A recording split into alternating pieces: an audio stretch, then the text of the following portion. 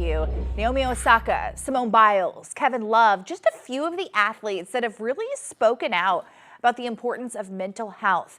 Athletes are known for persevering, if you will, through physical and psychological challenges without showing any vulnerability. Now they're changing the conversation about handling mental health issues. And here to talk about ways that athletes can really get help with treating mental health issues is Dr. Raphael Wald, a neuropsychologist with Marcus Neuroscience Institute, Boca Raton Regional Hospital. Thank you so much, Doctor. We always love having you on the show to hear your perspective. What have you noticed in your profession over the last 5 to 10 years when it comes to mental health in athletes? Yeah, I mean, I think that the changes that I've noticed have basically been positive on the whole. I think that athletes are a lot more open to getting help than they used to be in the past.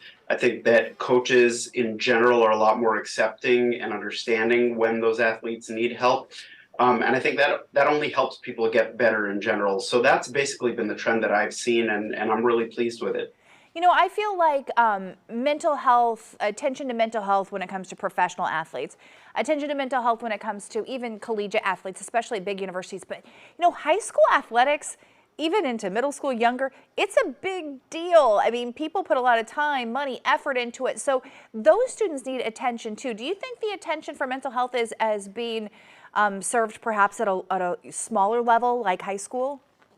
Yeah, absolutely. I think that the pressure on professional athletes obviously is huge because of the spotlight, but the pressure that college and high school athletes feel is huge as well, just because they're facing all of the same stresses that your average high school and college student are facing, in addition to, wake up at 6 in the morning and, get suited up, practice, lift, team meeting, maybe eat if you have time to do that, then have a second practice in the afternoon, try to squeeze in homework. So there's a lot more pressure on those athletes than there are on normal students, but they don't have just the athletics to worry about. They also have the academics. So there's a ton of pressure. And a lot of times they have scholarships that are riding on their performance. So that adds even more pressure to it. I was fortunate enough to be a college athlete, so I know what it was like. You had, game film, you had weights, you had practice, you had study tables, you had class, you had all that travel. And so talk a little bit about the treatments that you have seen that actually work with some of these athletes. Well, a lot of the treatments, when we're talking about actual psychological problems rather than performance issues, a lot of the treatments are similar. You just really need to have a clinician that has an understanding of the pressures that athletes do experience and do go through. I think that's really important. But a lot of the talk therapies like cognitive behavioral therapy, and when it's appropriate, antidepressant medication like SSRIs, also are very effective in athletes. These things just sort of take a little bit of the pressure and the stress off so that they can focus on the things that they need to focus on.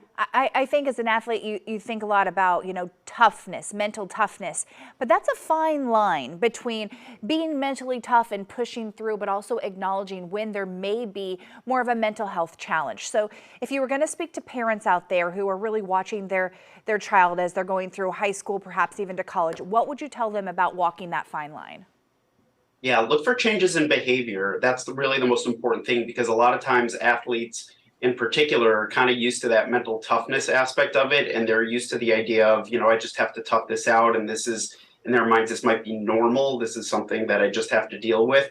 But for parents, your kids. So if you're noticing changes in behavior, like they're showing up late for things, they're getting sick more frequently, they're asking out of practice more frequently than they normally do, and there's not really an injury or a medical reason for it. If they're acting out, any of those sorts of things can be signals that something is changing. But parents, you have the benefit and the advantage of knowing your child. So if you see anything that's out of the ordinary for your child, that's the time to sort of inquire and try to ask if something is going on and if there's something that you can do to help.